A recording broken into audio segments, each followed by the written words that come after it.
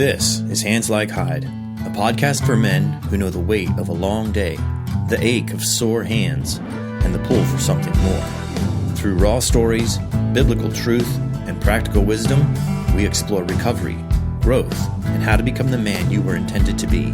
Because every job teaches, and every story has the power to transform you and everyone you lead. Let's get to work. All right, welcome back, man. Thank you so much for taking time out of your busy work day. And whatever the boss has got you into today, hopefully he's kind to you. I've had a few foremans and bosses over the years that, definitely were not kind. They were not nice people. And it just sucks to go to work when you're working with bosses or foremans that are just, like crappy guys. So I hope that's not you. If it is you, well, you're powerful, right? Hopefully your situation is such that you can maybe make some changes and do something about it. But today we're going to be talking about consequences. Nobody loves to hear that word. I mean, I certainly don't. Most of us, I'm exhibit A on this. When somebody says your consequence is, I don't want to accept that. That is a what's the word I'm looking for there? A for sure sign that I screwed up somewhere, and I hate screwing up. It just irritates the crap out of me. But let me set it up for you like this. So last week I was done with work, and the temperatures are starting to get kind of hot, and it was a hot day, and I was kind of stressed out. I don't know, maybe something didn't quite go right.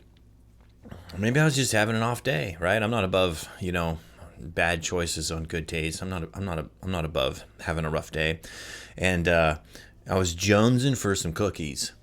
And one of my weaknesses right now is a pack of Chips Ahoy chocolate chip cookie. Chips Ahoy chocolate chip cookie. If my mom doesn't make chocolate, if I can learn to speak, this episode might go smoother. If my mom doesn't make chocolate chip cookies, then I have to go for Chips Ahoy, because they're like my second favorite, from what my mom's make. And so I went to get a packet of these cookies, and all they had was like the big pack, and I'm talking like, the row of like 4 or 5, like logs of chocolate chip cookies in this thing.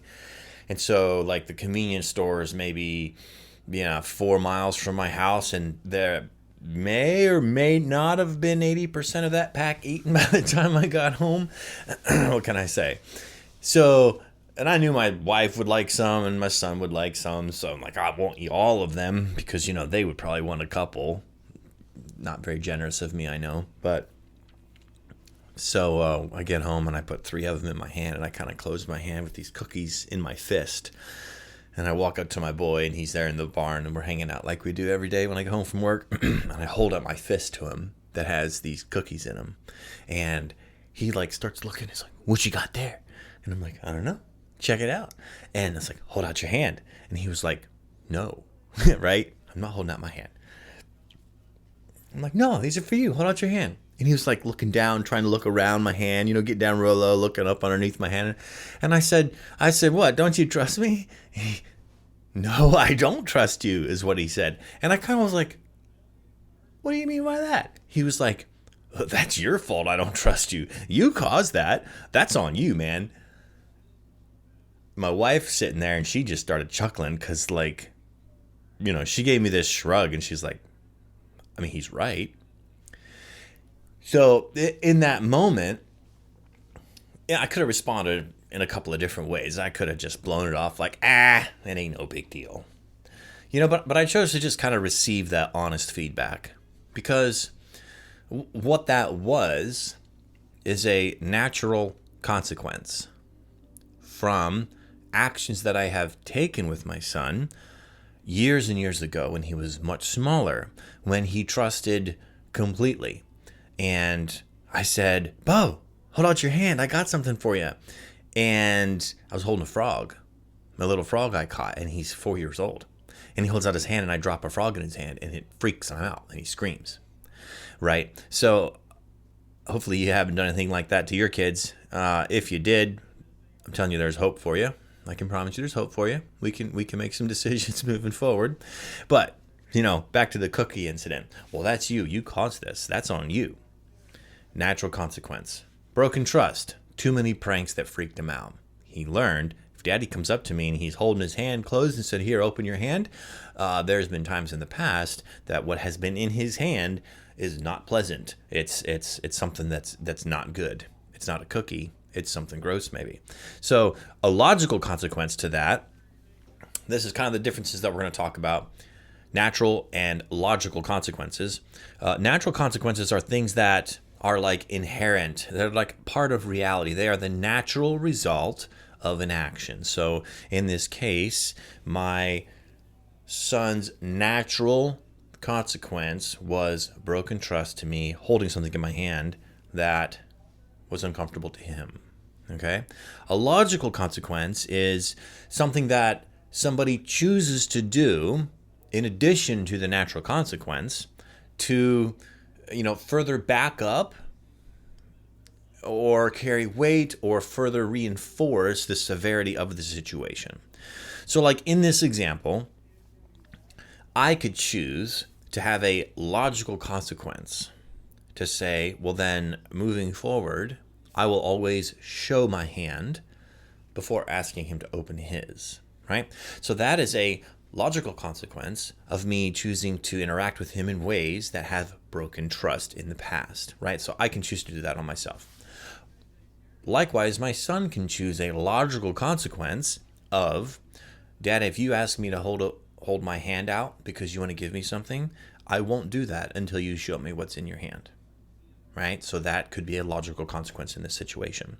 I love this quote. So Little House on the Prairie, if you haven't read the book series, it's an amazing book series. I encourage you to check it out, especially if you're a dad and you've got some little kids, all little kids, man, they love to be read to. And if you just take that time to just start working through the series and just learn about the stories, is just it's awesome. There's like some really good practical wisdom in there and just a snapshot into how people lived back in the 1800s. But anyway, in one of the books, Ma Ingalls, she had this quote, and when I read it as we were working through this, I just paused right there. I just stopped. I just had to like absorb this thing, and I dog-eared the page real quick and took note of it. But she said, a body creates its own luck. Be it good or bad, I'm sure you'll get exactly what you deserve. And when I read that, it just hit, man. It's like a body, meaning a person, meaning me, right? Meaning you. We create our own luck, whether it's good or bad. A consequence isn't always negative. Sometimes consequences are good. Be it good or bad, I'm sure you're going to get exactly what you deserve.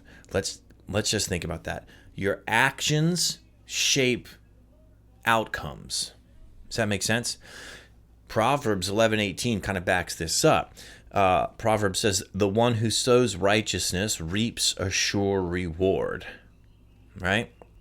It says another place somewhere in the Bible, I don't know where, something like we sow to the carnal nature, from that nature reap destruction, right? So that's kind of the other end of this coin. You do good stuff, your consequence is good stuff. You do bad stuff, you put a frog in your son's hand instead of cookies in your son's hand. The result of that is maybe he's not going to trust what you're at. So, long story short, where does that leave us today? Let's really clarify this more. The natural consequences are the inherent outcomes of your actions. They're occurring without any external intervention, not any external reinforcement. If you deceive your wife, she may withdraw emotionally. She may break trust. Trust will be broken. If you neglect your work, you may miss opportunities. Right? They're not like punishments. They're just the natural result of actions that you're taking. Right? Some logical consequences. Examples could be like they're intentional responses that people choose by others. They're like boundaries, in other words, to protect, or reward or affirm. In the example, if you lie to your spouse, right? The natural consequence is broken trust. She may withdraw emotionally. The logical consequence she may say, you need to sleep on the couch. The severity of that broken trust, she may say, you need to sleep somewhere else. Get a hotel room. Go away. I can't be in the same house with you right now. That could be a logical consequence. Your supervisor might give you a warning that says, hey, man, you need to get your head on straight.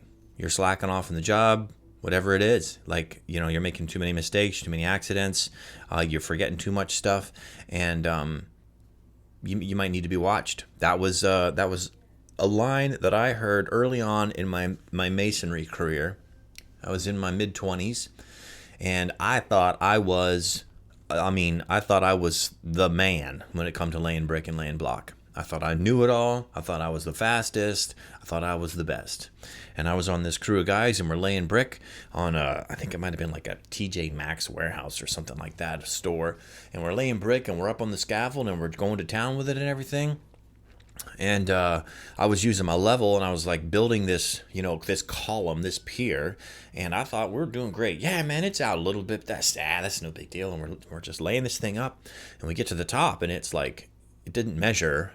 It's supposed to be, I don't remember now, but let's just say it was supposed to be 32 inches wide, and we get to the top, and it's like 36 and a half inches wide, right? Which totally messes up. Who like the roofers and whoever was going to do like the cap of this column, like it messes up their plan severely. Well, man, you couldn't tell me different. I thought it was fine back then. And so as the job progressed, we moved off of these columns, and now we're just laying brick on the wall here. And one of the seasoned masons hopped up on the wall next to me, and he just started laying brick next to me.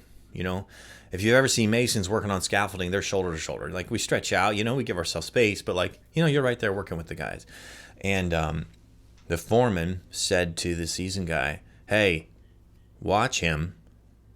And when I heard those words, hey, watch him, it was like somebody punched me in the gut, right? Because like what? In my own brokenness and addiction at the time, like I couldn't receive those words as good, honest feedback. I received those words as like an insult, like an attack against my ability or even my character and who I was. I had such a hard time receiving that, and I was offended, and I was angry, and I was pissed off.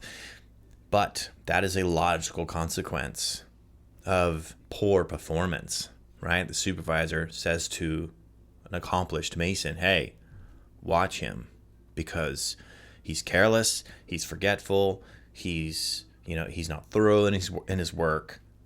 Watch him. Logical consequences. Deliberate guidance.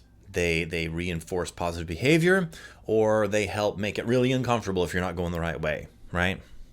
Let's look at it this way. Let's go from the aspect of like, from the spectrum of my son has got his hand out, and am I holding a frog or am I holding a cookie, right? Let's go the other end of that thing. Consider a husband who betrays his wife. You sleep around.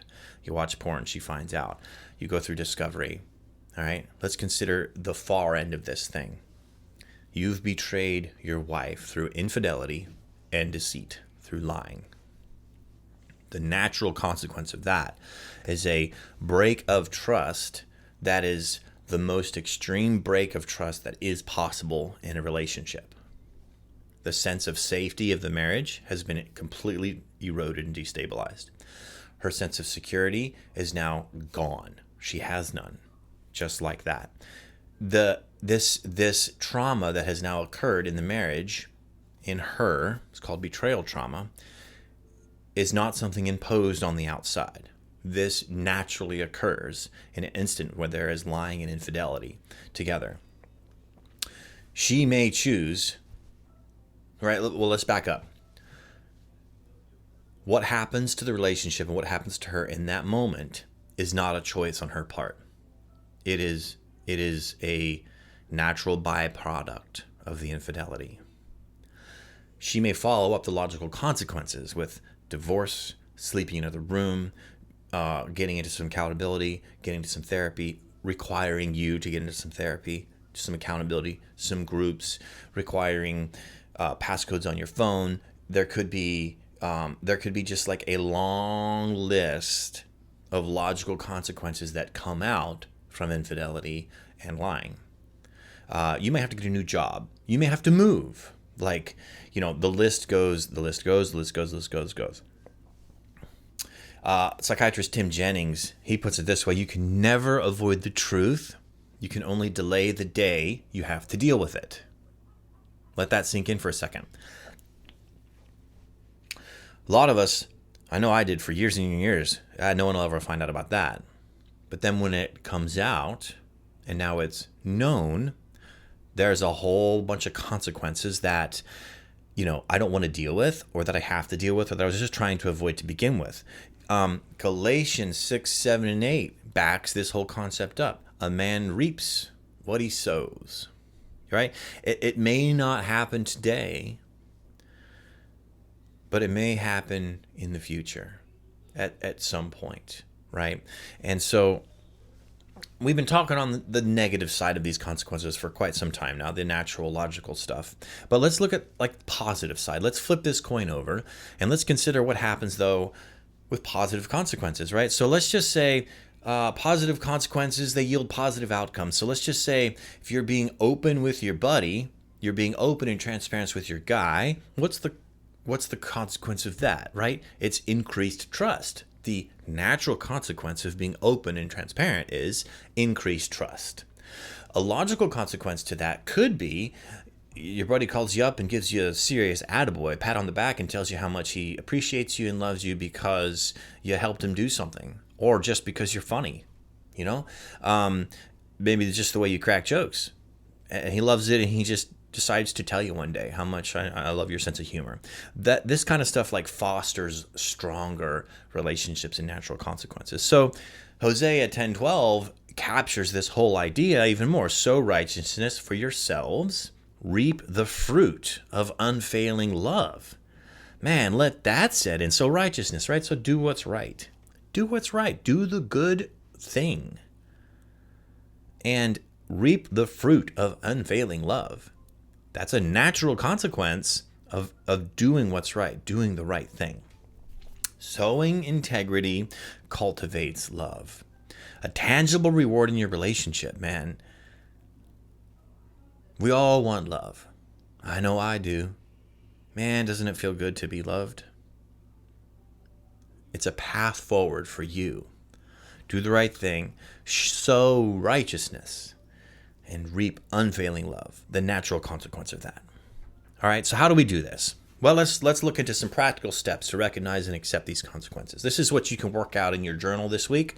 This is what I kind of challenge you to do this week, to not avoid this really uncomfortable thing. Like, actually, don't look at a consequence as something that is being done to you, okay? Look at it like something that is being done for you. And that is where growth takes place. That is where growth can really happen. So what we could do is confront the truth. Like, it's time to get real, man. Examine your relationship. Examine your heart. Examine what are the actions and behaviors that I'm taking now, and what are the consequences of them. And sometimes it's hard to figure it out. Is your spouse distant? Right? Is she cold? Is she avoiding you a little bit? Does she spend a lot of time on her phone instead of talking to you? Do you spend a lot of time on your phone instead of talking to her? That could be a consequence of your actions right there. Maybe you're into something that you shouldn't be into, and you're spending all your time on your phone to avoid talking about it. How about your kid? Is he defiant? Is she defiant? Are they acting out per se? Right? Is your friend pulled away? Have you not talked to him for quite some time? Maybe ask yourself this. Get out your journal. What's my contribution? Right? So I have an awareness tool. It's called Pulse. It's just to help you kind of like analyze your day and what's going on. And one of the prompts in that journal is unions, right? So our relationships. It's to kind of like analyze your relationships. So unions. What is the reality of the the significant relationships in my life, and then what is my contribution to that reality? So perhaps you've been dishonest, right? Perhaps you had perhaps too many times, metaphorically speaking, you had a frog in your hand and pranked somebody, right? Instead of having a cookie in your hand and blessed somebody, right? Maybe there's too many times of that. So my son's distrust of me stems from my past pranks, my past actions. The husband's betrayal of his wife caused her to withdraw. So acknowledge the role honestly. Like, be honest about this. This is why my son doesn't trust me here. This is why my wife is distant. Because I am doing this. I have chosen to say these words. Okay? Identify the consequence. Determine whether it's natural. Okay? If it's organic, is it just happening? Or if it's logical, is it a deliberate response that these people are setting up a boundary, whether it's, a reward for good behavior, or whether it's, a boundary against something unhealthy that you're into. If she withdraws after a lie, then you get mad at her for withdrawing. What does that reveal? I mean, that just reveals that you can't accept the reality of your own actions. And my friend, you got some work to do there, right? If she withdraws after you tell her a lie, you got to own that, man. You got to own that. You need to get honest. You got to deal with that. Accept this stuff. Don't deflect or don't complain. Too many times when the consequence of our actions comes to meet us, to face us, and we don't want to deal with it, there's several tactics that I've used, and a lot of guys who have yet to get into kind of some healing will do these things as well. Deflect, transfer, blame shift, gaslight, avoid, manipulate, and these could all be things like, yeah, well, but you remember what you did last year, right? Right? So you're deflecting, you're blame shifting there. Or I didn't lie to you. That's gaslighting, right? Denying someone's reality. Or minimizing, it wasn't that bad. It was just one time, and we didn't even touch each other. Right? Gaslighting, minimizing. These are all things that guys that we tend to do when we don't want to truly accept the consequences of our actions. Let's not do that. Let's embrace this. Tyler Childers, kind of a American folk country artist, he has this song, Nose to the Grindstone. He has this line in that song that just, I think, fits this whole idea about consequences splendidly. And it goes like this: keep in mind that a man's just as good as his words. It takes twice as long to build bridges you've burned. And there's a hurt you can cause that time alone cannot heal.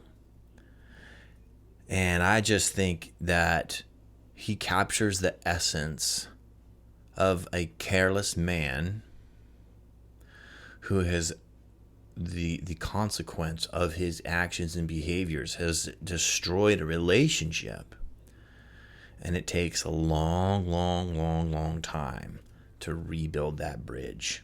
Some of those natural consequences could be, let me shoot you straight, bro, you lose the relationship forever. You never get it back. That could be a natural consequence, and that's a hard one.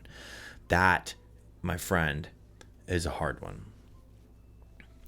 But you're not perfect. Let me give you some hope. You're not perfect, and neither am I. That's the truth. Neither of us are perfect. We're here. I'm talking. You're listening. You and I are not perfect men. But we can choose differently. We can choose wisely. We can make better decisions. We can do the hard thing and say, I did this. I accept the consequences, and I'm willing to do better. In this relationship with my son, what I'm going to choose to do, what I have chosen to do moving forward, is I still intend to play the game with him. Here, hold out your hand. But what I'm going to do is actually show him what's in my hand first, and then close my hand in a fist and say, hold out your hand, I got something for you. It may sound ridiculous, right? It defeats the purpose of the game, right? Well, no. What it's doing is it's slowly over time rebuilding trust. He gets to see what's in my hand, and now I can show him that, hey, there's nothing bad in this hand. Now, here's where the bar is really, really, really high. When you're in the trust building phase, after you have broken trust, which is a natural consequence of your actions, you can't screw up. Like, it's got to be 100%. Like, it has to be clean. Because if I go through this time of, say, 20 times where I show him my hand and I say, hold your hand out, and I have a cookie in there 20 times, well, the 21st time I don't show him my hand, I just say, hold out your hand, and he holds his hand out without asking what's in it, well, right there is evidence that trust has been built. The 22nd time, if what's in my hand is not a cookie, or it's something sketchy, or something scary, guess what happens, bud? I'm all the way back at square one again.